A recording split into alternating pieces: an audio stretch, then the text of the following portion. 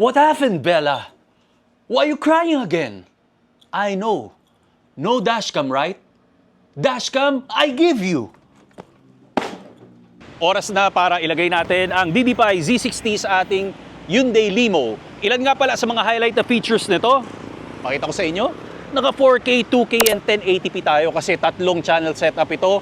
Meron sa harap, inside the cabin, and sa likod na road. Ultra bandwidth transfer, mas faster yung pag-transfer ng mga files natin. Super Night Vision 2.0, mas clearer paggabi. Built-in GPS, para alam mo kung nasang parte ka ng mapa dito sa Pilipinas. And 4G connectivity, which is optional kaswabe. So bakit ko nga pala i-recommend ang isang Z60? Unang-una sa lahat, trusted ko na sila. Sabi ko nga, experience is the best teacher.